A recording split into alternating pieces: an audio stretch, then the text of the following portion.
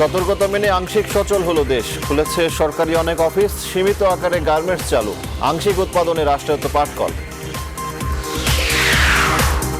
Lockdown মানছে না কেউ, রাজধানীর সড়কগুলোতে বেড়েছে গাড়ির চাপ, জেলা উপজেলায় বড় সংকট বাজার ঘিরে।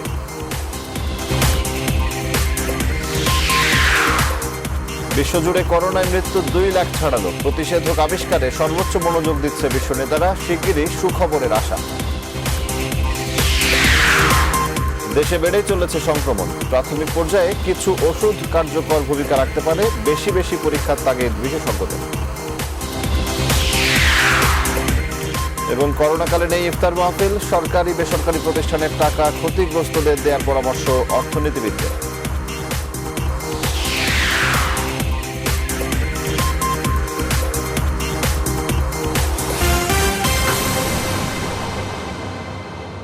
স্বাগত নিউজ 24 সংবাদে, আপনাদের সঙ্গে আছি আমি সজল দাস।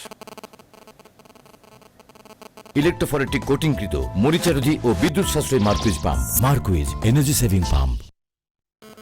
করোনা ভাইরাসের সংক্রমণ ঠেকাতে চলমান লকডাউনের মধ্যেই বেশ কিছু অফিস কারখানা আজ থেকে খুলে দেওয়া হয়েছে। স্বাস্থ্যবিধি মেনে 18 মন্ত্রণালয় ও বিভাগে আজ থেকে কাজ শুরু হচ্ছে বলে এর আগে এক প্রজ্ঞাপনে জানিয়েছিল জনপ্রশাসন মন্ত্রণালয়।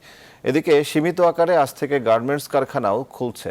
বিজিএম এর পক্ষ থেকে জানানো হয়েছে, ঢাকার বাইরে থেকে কোনো শ্রমিক যাতে না আসে সেটি খেয়াল রেখে যেসব প্রতিষ্ঠানের রপ্তানি আদেশ আছে তারা স্বল্প পরিসরে আজ থেকে চালু করতে পারবে। এদিকে খাদ্য বিভাগের বস্তার সংকট কাটাতে আজ ভোর 6টা থেকে খুলনার 8টি পাটকলে সীমিত আকারে উৎপাদন শুরু হয়েছে।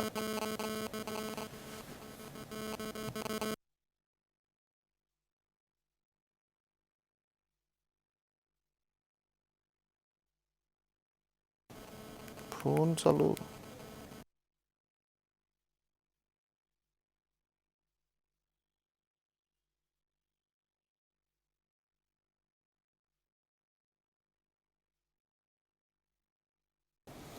বিস্তারিত জানাতে সচিবালয় থেকে যুক্ত হচ্ছেন সহকর্মী তানজির মেহেদি। তানজির, সচিবালয়ে কি পরিস্থিতি দেখছেন, উপস্থিতি কতটা দেখছেন কর্মকর্তা কর্মচারী কিংবা মন্ত্রীদের?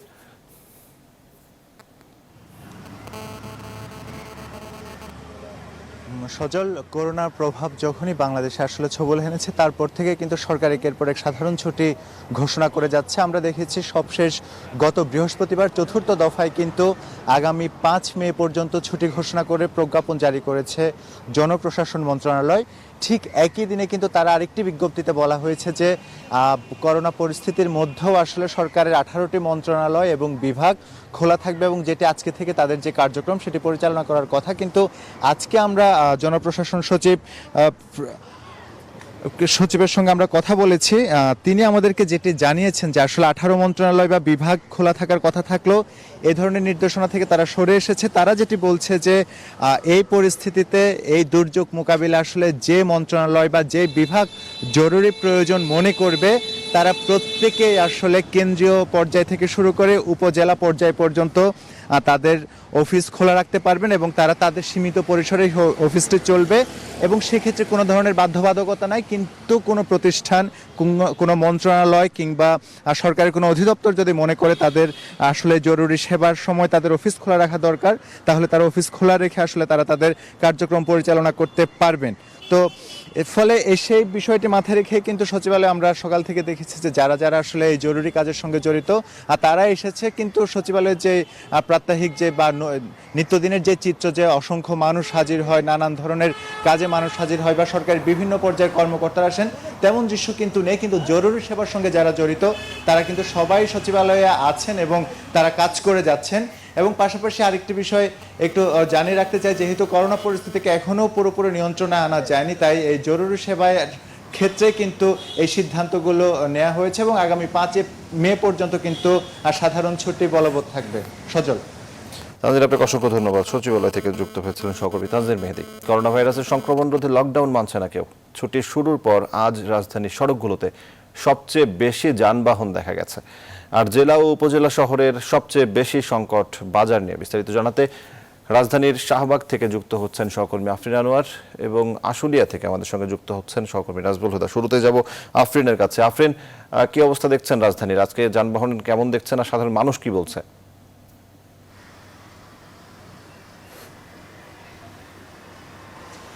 সচল, আপনাকে অসংখ্য ধন্যবাদ। আসলে পুরো ঢাকা শহর ঘুরতে ঘুরতে কিন্তু এই মুহূর্তে আমরা শাহবাগে এসে পৌঁছেছি। আমি যদি আপনাকে পেছন দিক থেকে একটু দেখাতে চাই যে ঠিক ২৬ মার্চ থেকে শুরু হওয়া সরকারের যে অঘোষিত লকডাউন, সেই অঘোষিত লকডাউন কিন্তু অনেকটাই ভেঙে রাজপথে আজকে গাড়ির বেশ ভালো রকমের চাপ দেখছি রিক্সা এবং যারা আসলে জরুরি পরিষেবার সাথে বা সেবার সাথে জড়িত তাদেরকে ছাড়াও কিন্তু সাধারণ মানুষকে দেখেছি। বাজারঘাটগুলো ছিল যথেষ্ট জমজমাট এবং আপনি ঠিক সড়কে দেখবেন যে সিএনজি রিক্সা এবং প্রাইভেট কারগুলোও কিন্তু চোখে পড়ার মতো। সেই সাথে আসলে আমাদের সাধারণ জনগণের সাথে কথা বলার সুযোগ হয়েছে। তারা আসলে যেটি বলছেন, কেউ কারণে কেউ অকারণে, কেউ আবার দেখতে বের হচ্ছেন যে দোকানপাট খোলা আছে কিনা বা শহর কতটা স্বাভাবিক অবস্থায় এসছে, সেই বিষয়গুলো চোখে পড়ছে আমাদের এখানে। আর দ্বিতীয় যে কথাটা, যে আইন শৃঙ্খলা বাহিনীর সাথে কথা হয়েছে, তারা কিন্তু অনেকটাই অসহায় বোধ করছেন, কারণ তারা খুব স্বাভাবিকভাবে বা খুব মানবিকভাবে জনগণকে বোঝানোর চেষ্টা করলেও সাধারণ জনগণ কিন্তু একেবারেই মানতে নারাজ। তারা বলছেন যে আসলে কতদিন ঘরে বসে থেকে আসলে নিজেদের যেই স্বাভাবিক যে জীবিকা, সেই জীবিকা আসলে কতদিন তারা ঠিকঠাকভাবে রাখতে পারবেন বা নিজেদের যেই মৌলিক চাহিদাগুলো, নিত্য প্রয়োজনীয় জিনিসগুলো, সেগুলো আসলে তারা ঘরে বসে কতদিন নিয়ন্ত্রণে রাখতে পারবেন, সেই ব্যাপারটা নিয়ে তারা অনেকটাই আতঙ্কিত। তো সে কারণেই আজকে সচিবালয়ের যেহেতু 18টি মন্ত্রণালয় খুলে দেওয়ার, সামরিকভাবে খুলে দেওয়ার যেই ব্যাপারটি, সেটির সাথে তাল মিলিয়ে কিন্তু দেখা গেছে যে রাস্তাঘাটগুলো কিন্তু অনেকটাই স্বাভাবিক এবং স্বাভাবিকভাবেই অনেকটা রাজধানীবাসী কিন্তু তারা ঘর থেকে বের হয়ে আসার বলতে গেলে প্রস্তুতি নিচ্ছেন, এমনটাই আসলে চোখে পড়ছে আমাদের। তো এই মুহূর্তে আমি চলে যেতে চাইবো সাভারে আছেন আমাদের সহকর্মী নাজমুল হুদা। নাজমুল, আপনি সাভারের অবস্থা কেমন দেখছেন, সেখানকার অবস্থা আমাদের বিস্তারিত জানাবেন।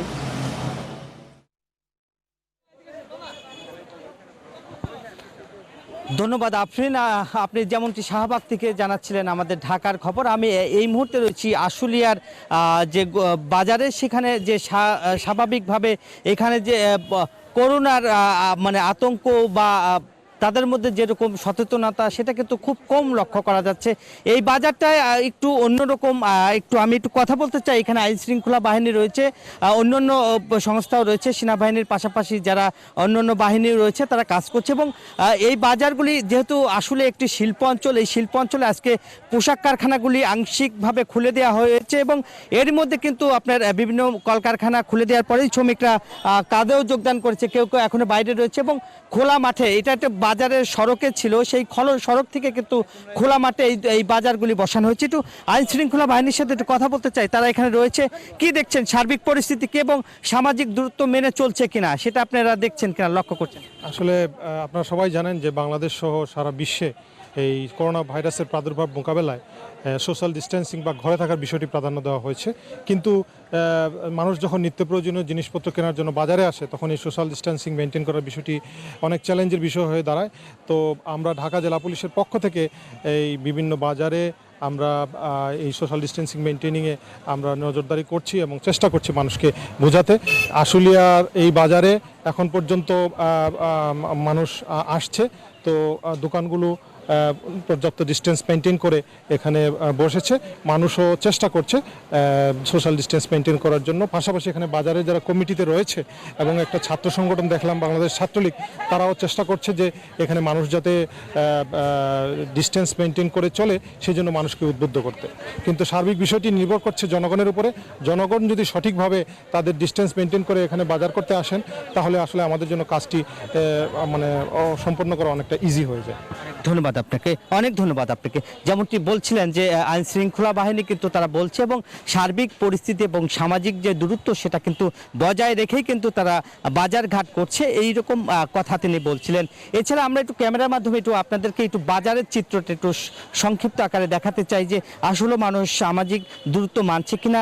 এখানে যে দুইটি পয়েন্ট রয়েছে, একটি পয়েন্ট রয়েছে ইন করছে, আর একটা পয়েন্ট রয়েছে বের হচ্ছে। এই দুইটি পয়েন্টেই কিন্তু তারা কাজ করছে এবং এইখানে যে দোকানপাটগুলি রয়েছে, সেগুলি কিন্তু মানুষ সামাজিক যে দূরত্ব কতটা বজায় রেখে করছে, সেটা কিন্তু আইন শৃঙ্খলা বাহিনী মিলেঝিলে তারা একসঙ্গে তারা কাজ করছে এবং তারা সেইভাবেই কিন্তু বলছে। এই ছিল আশুলিয়া বাজারের সর্বশেষ খবর। চলে যাচ্ছে এখন স্টুডিওতে সজল দাসের কাছে। সজল।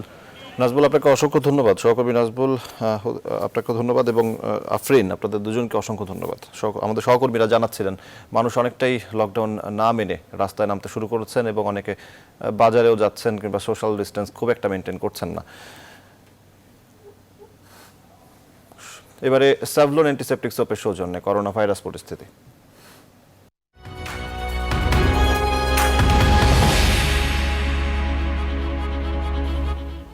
করোনা মহামারীতে এবার বিশ্বজুড়ে মৃতের সংখ্যা 2 লাখ ছাড়ালো।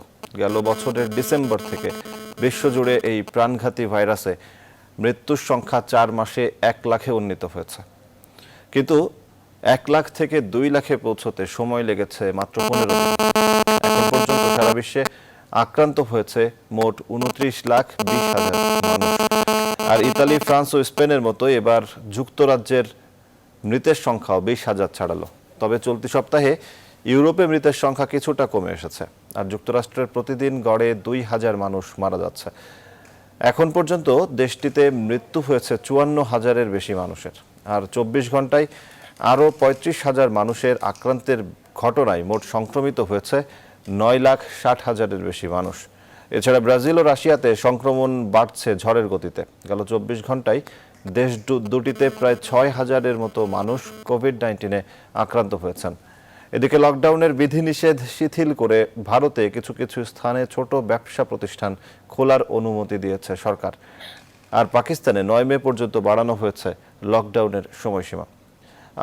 আর লকডাউন খুলে দেবার যুক্তরাষ্ট্রের পর এবার বিক্ষোভ শুরু করেছে জার্মানি ও পোল্যান্ড।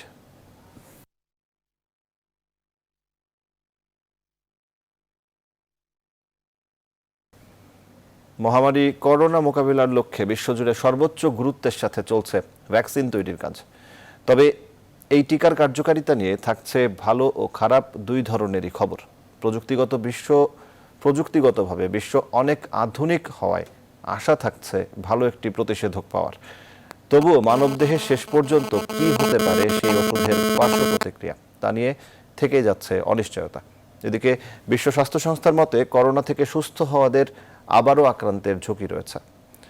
তাই তাদের স্বাভাবিক কার্যক্ষেত্রে যাবার অনুমতি দেয়া বিরাট বিপদ ডেকে আনতে পারে। নিবিড় আমিনের ডেস্ক রিপোর্ট।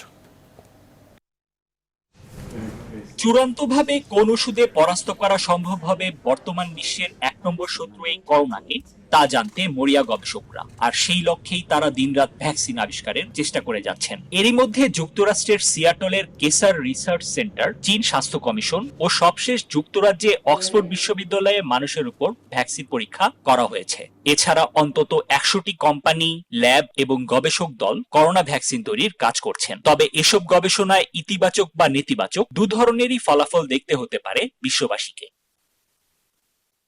ভ্যাকসিন তৈরিতে ভালো খবর হচ্ছে, করোনার এই প্রাদুর্ভাব এমন সময় শুরু হয়েছে যখন জৈব ও টিকা প্রযুক্তির হয়েছে যথেষ্ট অগ্রগতি। এমনকি গ্ল্যাক্সোস্মিথক্লাইন এবং সানোফির মতো প্রতিদ্বন্দ্বী কোম্পানিও একজোট হয়ে কাজ করছে। ফলে আধুনিক বিজ্ঞানের সাহায্যে বেশ দ্রুততার সঙ্গেই এসে যেতে পারে চূড়ান্ত প্রতিষেধক।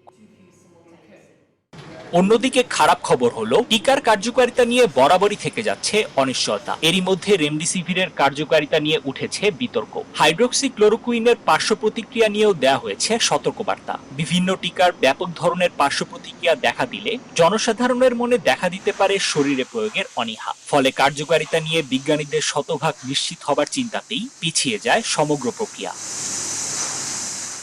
এদিকে কোভিড-19 থেকে আরোগ্য লাভ করলেও শরীরে আবারও ভাইরাস সংক্রমণ হবে না এমন কোনো প্রমাণ আসেনি। উল্টো চীন ও দক্ষিণ কোরিয়ায় করোনায় দ্বিতীয় সংক্রমণের ঘটনাও ঘটেছে। ফলে সুস্থ ব্যক্তিদের এখনও পুনরায় জনসমাগমে পাঠানোর ঘোর বিরোধিতা করছে বিশ্ব স্বাস্থ্য সংস্থা। এতে করে ভাইরাস সংক্রমণ আবারও বাড়তে পারে বলে হুঁশিয়ারি দিয়েছেন তারা।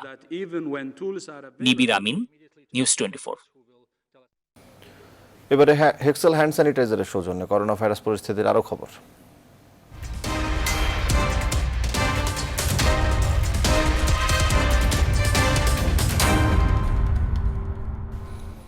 বেশি বেশি পরীক্ষার মাধ্যমে করোনা শনাক্তকরণ বাড়লে সংক্রমণ কমিয়ে আনা সম্ভব বলে মনে করছেন বিশেষজ্ঞরা।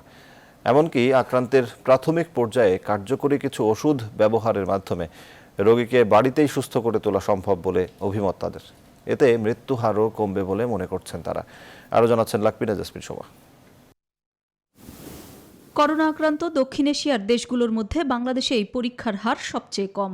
আর তাই নিজের অজান্তেই উপসর্গ প্রকাশ পায়নি এমন ৮০% মানুষই কোভিড-19 নিয়ে ঘুরছে বলে মনে করছেন সংশ্লিষ্ট বিশেষজ্ঞরা। তারা বলছেন, বেশি বেশি পরীক্ষার মাধ্যমে শনাক্তকরণ বাড়লে আক্রান্তদের আইসোলেশন নিশ্চিত করার মধ্য দিয়ে সংক্রমণ কমিয়ে আনা সম্ভব। তাদেরকে যদি আইডেন্টিফাই করার পরে পজিটিভ হয় আর কিছু সিমটমস দেখা গেছে, তখন তাকে হসপিটালাইজ বা ব্রড কোয়ারেন্টাইন রুমে রাখা যায়, তাহলে বোধহয় স্প্রেডটা কমবে। ইন্ডিয়ার উদাহরণটা যদি আমরা নিয়ে আসি, যে 80%-এর মতো লোক কিন্তু সিমটম হবে যেটা মাইল্ড প্রকারের, অথবা সিমটমাকেই থাকতে পারে। পরীক্ষায় প্রমাণ হয়েছে যে করোনা ভাইরাস আছে, কিন্তু আমাদের এখানে এখনও কিন্তু অ্যাসিমটোমেটিক কোনো করোনা ভাইরাসের পেশেন্টের টেস্ট হচ্ছে না। আমাদের এখানে টেস্টটা করা হচ্ছে অলরেডি যারা সিমটম হয়েছে, একটা পর্যায়ে আগিয়ে গেছে, তখন টেস্ট করা হচ্ছে। তার ভিতরে দেখা যাবে যে শতকরা মাত্র 20% হয়তো হসপিটালাইজেশনের দরকার হবে। বিশ্ব স্বাস্থ্য সংস্থা থেকে এখনও কোনো ওষুধ স্বীকৃতি না দিলেও হাইড্রোক্সিক্লোরোকুইন বা ফ্যাভিপিরাভি সহ বেশ কয়েকটি ওষুধ নিয়ে আশাবাদী গবেষকরা। এই ওষুধগুলো উৎপাদনে সক্ষম বাংলাদেশও। ফলে আক্রান্তের প্রাথমিক পর্যায়ে এগুলো ব্যবহারের মাধ্যমে রোগীকে সুস্থ করে তোলা এবং মৃত্যুহার কমিয়ে আনা সম্ভব বলে মনে করছেন এই বিশেষজ্ঞরা। করোনা ভাইরাসে আক্রান্ত রোগীর কিন্তু সিমটোম্যাটিক ট্রিটমেন্ট দরকার। তার তার একটা জ্বর হয়েছে, তাহলে জ্বরের ওষুধ দিতে হবে। কাশি হয়েছে, কাশির ওষুধ দিতে হবে। তার যদি অন্যান্য সিচুয়েশন থাকে, বা তার ডায়াবেটিস থাকলে অন্য সব ওষুধই দিতে হবে, এবং এগুলো কিন্তু বাংলাদেশে পর্যাপ্ত পরিমাণে অ্যাভেলেবল। এইসব ড্রাগগুলো দিলে তাড়াতাড়ি ফাইট ব্যাক করে, এটা অ্যান্টিভাইরাল ড্রাগ, তাড়াতাড়ি ফাইট ব্যাক করে ভাইরাসটাকে এক্সক্লুড করে দেয়। কিন্তু যদি অ্যাকিউট রেসপিরেটরি সিনড্রোম ডেভেলপ করে যায়, আদার অর্গান ফেলিউর শুরু হয়ে যায়, তখন এইসব ড্রাগ কোনোটাই কাজ করবে না। এই মুহূর্তে চিকিৎসকদের সর্বোচ্চ সুরক্ষা ও সামাজিক সম্মান নিশ্চিতের উপরও জোর দিচ্ছেন সংশ্লিষ্ট বিশেষজ্ঞরা। লাকমিনা জাসমিন শোভা, নিউজ 24, ঢাকা। করোনা ভাইরাস শনাক্তকরণে গণস্বাস্থ্যের উদ্ভাবিত কিটের নমুনা স্বাস্থ্য অধিদপ্তরে পাঠানো হয়েছে বলে জানিয়েছেন গণস্বাস্থ্যের প্রতিষ্ঠাতা ডক্টর জাফরুল্লাহ চৌধুরী। আজ দুপুরে গণস্বাস্থ্যের প্রতিনিধিরা স্বাস্থ্য বিভাগের মহাপরিচালকের কার্যালয়ে পৌঁছে দিয়ে আসেন। এক সপ্তাহের মধ্যে চূড়ান্ত অনুমোদন পেলে কিট উৎপাদনে যাওয়া সম্ভব বলে আশা করেন ডক্টর জাফরুল্লাহ। আর আমাদের সবার সামনে গ্রহণ করার মধ্যে তফাৎটা কি আছে? এটা একদম উনি নির্বুদ্ধিতার পরিচয় দিয়েছেন আমার হিসাবে। নিশ্চয়ই 6-7 দিনের বেশি রাখা উচিত না। এটাকে তাদের অ্যাপ্রুভাল হলে আমাদেরকে লিখিত অনুমোদন দিলে আমরা প্রোডাকশন যাব। পবিত্র রমজান মাসে পণ্যমূল্য নিয়ন্ত্রণে রাখতে চট্টগ্রামের বাজারগুলোতে চলছে অভিযান। বিস্তারিত জানাতে চট্টগ্রাম থেকে যুক্ত হচ্ছেন সহকর্মী নয়ন বড়ুয়া জয়। জয়, চট্টগ্রামের বাজার নিয়ন্ত্রণে প্রশাসনের পক্ষ থেকে কি কি ব্যবস্থা নেওয়া হয়েছে?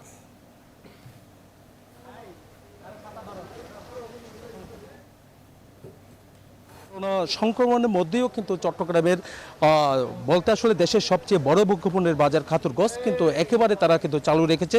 সকাল থেকে সন্ধ্যা পর্যন্ত তারা কার্যক্রম চালাচ্ছে। কিন্তু আসলে রমজান আসলে আপনি জানেন যে প্রয়োজনীয় যে পণ্যগুলো, সেই পণ্যের দাম অনেকটা চাহিদা বেড়ে যাওয়ার সুযোগকে কাজে লাগিয়ে কিন্তু আসলে অসাধু যারা ব্যবসায়ী আছে তারা বেশি দামে বিক্রি করে কিন্তু আসলে বেশি মুনাফা নেওয়ার কিন্তু চেষ্টা করছে বলে আমাদেরকে জানিয়েছেন। কিন্তু গতকাল থেকে কিন্তু আমরা দেখলাম সেই পণ্যের দামও কিন্তু অনেকটা বেড়ে গেছে। তেমনিভাবে কিন্তু ম্যাজিস্ট্রেটের অভিযানও শুরু করেছে। কিন্তু আজকে সকাল থেকে জেলা প্রশাসনের ম্যাজিস্ট্রেট কিন্তু যারা আমদানিকারক রয়েছেন, এমনকি সবচেয়ে বেশি দাম বেড়েছে আদার দাম, সেই আদা যারা ইনপুট করেছেন, যারা আমদানি করেছেন তাদের খোঁজে নেমেছেন। এমনকি এই পর্যন্ত 3টি গোডাউনে কিন্তু তারা বিভিন্ন জায়গায় কিন্তু আসলে তদারকি শুরু করেছেন। এমনকি যারা আমদানি করেছেন তাদেরকে কোচ না ফেলিয়ে আসলে ম্যাজিস্ট্রেটের দেখা মেলার সাথে সাথে কিন্তু দেখা যায় বিভিন্ন যে ইম্পোর্টারের যে গোডাউনগুলো আছে সেই গোডাউনগুলোকে কিন্তু তারা বন্ধ করে রেখেছেন। আমরা একটু কথা বলতে চাই, জেলা প্রশাসনের নির্বাহী ম্যাজিস্ট্রেট রয়েছেন তৌহিদুল ইসলাম। আমরা জানতে চাচ্ছি সকাল থেকে আপনারা অভিযান শুরু করেছেন, কিন্তু যে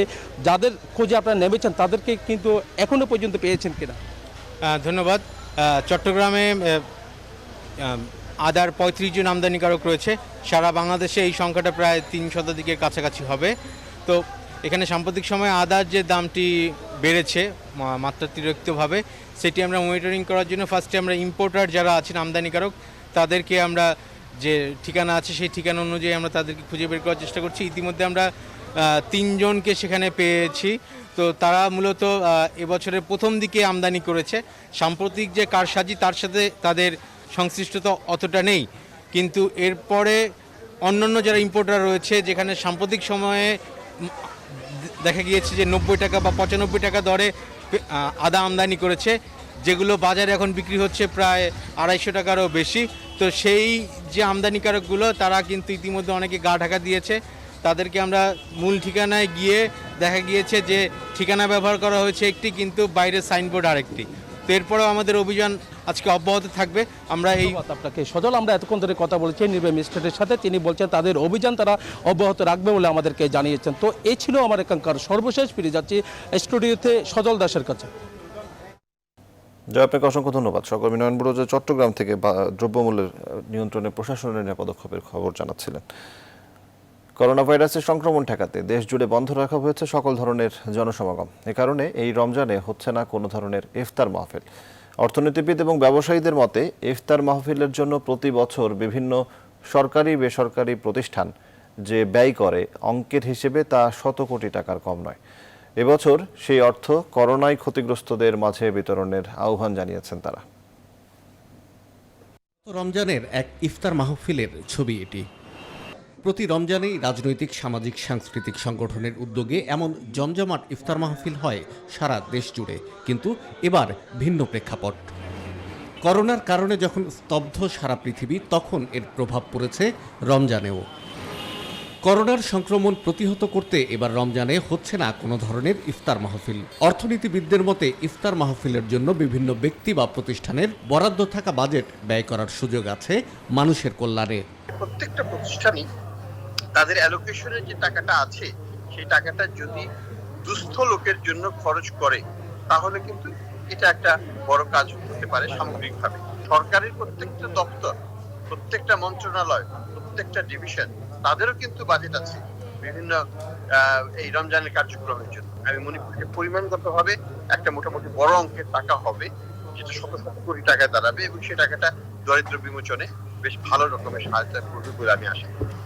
করোনা সংকটের মধ্যেও রমজানে সারা দেশে দুস্থদের মধ্যে সহায়তা দিতে চায় ব্যবসায়ীদের শীর্ষ সংগঠন FBCCI। আমাদের জেলা পর্যায়ে যে চেম্বার আছে, তো এই ধরনের যে আয়োজনগুলো আছে ওগুলো একসাথে আপনার ফান্ড তৈরি করে যাদের প্রয়োজন আছে এমন মানুষদের কাছে পৌঁছানো যায় নাকি, এটা নিয়ে আমরা আলোচনা করছি এবং এটা অবশ্যই করা সম্ভব বলে আমরা মনে করি। অর্থনীতি যখন একরকমের অবরুদ্ধ, তখন দেশের অর্থপ্রবাহ অক্ষুণ্ণ রাখতে এ ধরনের উদ্যোগের বিকল্প নেই বলে মনে করছেন অর্থনীতিবিদরা। শাহ আলী জয়, নিউজ 24, ঢাকা। করোনা ভাইরাস চিকিৎসা ইন্টারন্যাশনাল কনভেনশন সিটি বসুন্ধরা এই মাসেই অস্থায়ী হাসপাতালে রূপ নেবে। আইসিসিবি ও স্বাস্থ্য প্রকৌশল অধিদপ্তর সেই লক্ষ্যমাত্রা নিয়েই দিনরাত কাজ করে যাচ্ছে। সেবা দেওয়ার জন্য রোগীদের বেড, নার্স ও চিকিৎসকদের চেম্বার সহ যত প্রকার সরঞ্জাম প্রয়োজন তার সবগুলোই এখানে আনা হয়েছে। সমান্তালে এখন শুধু সেট করা হচ্ছে সেসব। মারুফা রহমানের প্রতিবেদন। দেশে কোভিড-19 আক্রান্ত রোগী বাড়তে থাকায় সম্প্রতি সরকারকে আইসিসিবিতে 5,000 শয্যার একটি অস্থায়ী হাসপাতাল প্রতিষ্ঠার প্রস্তাব দেন দেশের শীর্ষস্থানীয় শিল্পগোষ্ঠী বসুন্ধরা গ্রুপের চেয়ারম্যান আহমদ আকবর সুবহান। বসুন্ধরা গ্রুপের প্রস্তাবে সাড়া দিয়ে স্বাস্থ্য প্রকৌশল অধিদপ্তর আইসিসিবিতে হাসপাতাল নির্মাণের কাজ শুরু করে 13 এপ্রিল। 15 দিনের মধ্যে হাসপাতালে রূপ দেওয়ার লক্ষ্যমাত্রা নিয়ে স্বাস্থ্য প্রকৌশল অধিদপ্তর ও বসুন্ধরা গ্রুপের উদ্যোগে দিন রাত সমানতালে কাজ চলছে। বলা যায় যে 2000 বেডের দিকে আমাদের যে মূল পরিকল্পনা সেটি এখন বাস্তবায়নেরই পথে। অল্প হয়তো 2-3 দিন সময় লাগবে, যার ভিতরে বেডের কাজগুলো হয়ে যাবে। আর বেড চালু রাখতে গেলে যে সাপোর্টিং অ্যাক্টিভিটি যেগুলো, যে ফার্নিচারগুলো, যে কানেক্টিভিটি, ইলেকট্রিক্যাল অন্যান্য যে সাপোর্টগুলো লাগে, সেগুলো সবই একই সাথেই কিন্তু বিল্ড হচ্ছে। প্রাথমিকভাবে এখানে 2013 শয্যার অস্থায়ী হাসপাতাল তৈরি করার জন্য কাজ শুরু করেছে স্বাস্থ্য প্রকৌশল অধিদপ্তর। তবে প্রয়োজন পড়লে এটিকে 5,000 শয্যায় রূপান্তর করা হবে। এই কার্যক্রম শুরু হয়ে গেলে বাংলাদেশে এটিই হবে কোভিড-19 রোগীদের জন্য বৃহত্তম সমন্বিত স্বাস্থ্যসেবা কেন্দ্র। এখন শুধু আমরা সেট করব, তো আমরা হোপফুলি যে এ মাসের মধ্যে যে আমাদের যে হসপিটালটা চালু করার যে টার্গেট ছিল, আশা করি আমরা বোধহয় টার্গেটেই আছি। কোভিড-19 বিপর্যয় শেষ না হওয়া পর্যন্ত এবং সরকারের যতদিন ব্যবহারের প্রয়োজন হবে ততদিন আইসিসিবিকে ব্যবহারের জন্য দিয়েছে বসুন্ধরা গ্রুপ। মারুফা রহমান, নিউজ 24, ঢাকা। এবারে ফার্স্ট সিকিউরিটি ইসলামী ব্যাংক অর্থ বাণিজ্যের সংবাদ।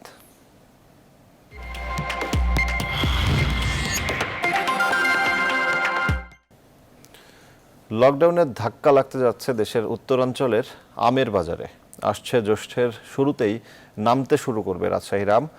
কিন্তু দেশ জুড়ে অচল অবস্থা না কাটলে হাজার কোটি টাকার এই আমই হতে পারে এবার চাষিদের গলার কাটা। তাই চরম দুশ্চিন্তায় দিন কাটছে রাজশাহীর আম বাগান মালিকদের। এসএ বাপ্পির ক্যামেরা, রাজশাহী থেকে কাজী শাহেদের প্রতিবেদন। মৃদু মন্দ বাতাসে আয়েশি দোল খাচ্ছে থোকা থোকা আম, সবুজ আমের থোকা ডালে ডালে, তাই স্বপ্ন বুনছেন রাজশাহীর আম চাষিরা। যত্নের মধ্যে কেবলই চলছে পূর্ণতার অপেক্ষা। করোনায় বিপাকে আম চাষিরা, বুক ভরা স্বপ্ন থাকলেও করোনার কারণে এবার মনে শান্তি নেই রাজশাহীর আম চাষিদের। সারা দেশে লকডাউন কয়েক মাস অব্যাহত থাকলে এর প্রভাব পড়তে পারে বলে শঙ্কায় আমবাগান মালিক ও ব্যবসায়ীরা। ভাইরাসের কারণে খুব সংকটপূর্ণ এই অবস্থাতে আমাদের আম চাষি যারা ভাই আছে, এই বছরে আমের উৎপাদন মানে 90%ই কম। আশঙ্কায় আছি যে এটা বাজারজাতকরণের জন্য, যেমন পরিবহন সেক্টর যদি ওই সময়তে ওপেন না হয় তাহলে আমরা বিরাট মার খাবো। আম চাষিরা বলছেন এবার আমের ফলন কম, তবে করোনা ভাইরাস নিয়েই উৎকণ্ঠায় তারা। এমনটা চলতে থাকলে আমের বিরামহীন বেচাকেনা বেচতে যেতে পারে। আমি ব্যবসা করছি 10 বছর থেকে, কিন্তু এই বছরে আম নাই বাগানে। ভাইরাসের অবস্থা এই, আমরা কি করে খাই? তাই সরকারের আবেদন একটু আমাদের দিকে একটু নজর করলে খুব ভালো হয়। রাজশাহীতে প্রায় 17,573 হেক্টর জমিতে আম বাগান আছে। এসব জমির বাগান থেকে হেক্টর প্রতি 10 থেকে 12 মেট্রিক টন আম উৎপাদন হয়ে থাকে। আম উৎপাদন, প্রক্রিয়াজাতকরণ, সরবরাহ ও বাজারজাতকরণের বিষয়ে উচ্চ পর্যায়ের প্রস্তুতি এখনই নেয়ার দাবি আছে বাগান মালিকদের। তবে শ্রমিক চলাচলে কোনো বাধা নেই দাবি কৃষি কর্মকর্তার। গ্রামের যারা কৃষক তারা কিন্তু নিজের বাগান নিজেই করে পরিচর্যা, যারা বড় কৃষক তারা বাড়তি লেবার নিতে হয়। আমরা এই বিষয়ে পুলিশ প্রশাসনকে আমরা মৌখিকভাবে বা লিখিতভাবে করছি যে এই বিষয়ে তারা সহযোগিতা করার জন্য, এবং তারা সহযোগিতা করছে। উৎপাদনের লক্ষ্যমাত্রা হয়তো অর্জিত হবে, কিন্তু বর্তমান বাস্তবতায় দেশে বিদেশে আম বাজারজাত করতে শঙ্কায় আছেন চাষি ও ব্যবসায়ীরা। কাজী শাহেদ, নিউজ 24, রাজশাহী। এবারে আন্তর্জাতিক প্রসঙ্গ।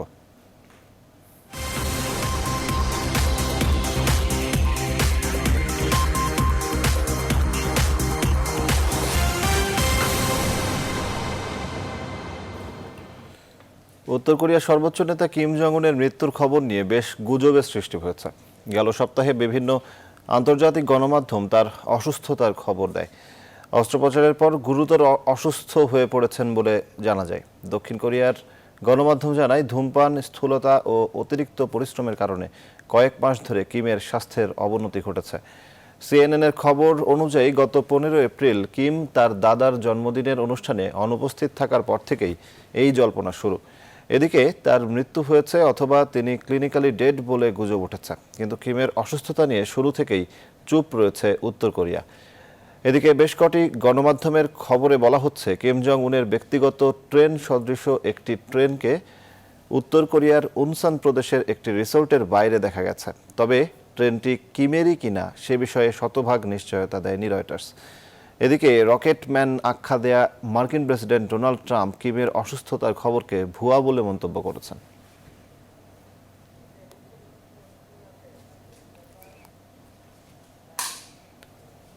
এবারে নিউজ 24 স্পোর্টস।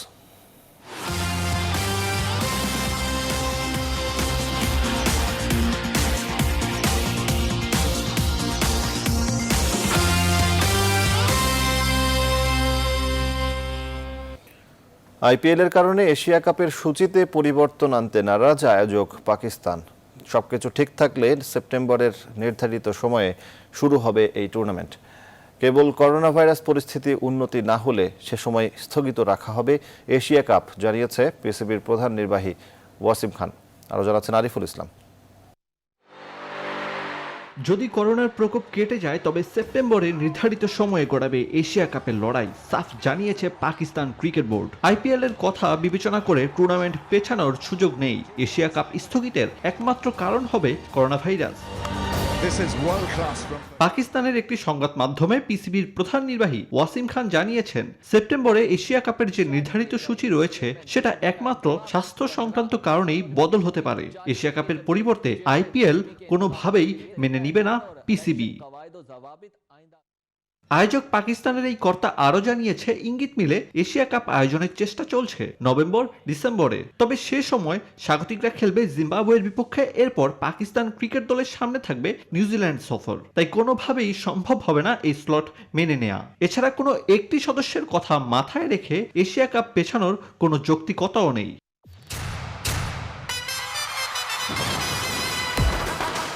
করোনা জেরে অচল ক্রীড়াঙ্গন, স্থগিত কোটিপতি টুর্নামেন্ট আইপিএল। দিন দুয়েক আগে ভারতীয় ক্রিকেট বোর্ডের সভাপতি সৌরভ গাঙ্গুলি জানিয়েছেন, পরিস্থিতি উন্নতি না হলে ভারতের মাটিতে কোনো রকম ক্রিকেট আয়োজনের সম্ভাবনা নেই। আরিফুল ইসলাম, নিউজ 24। সংবাদ শেষ করবো, তার আগে শিরোনামগুলো জানাবো আরো একবার।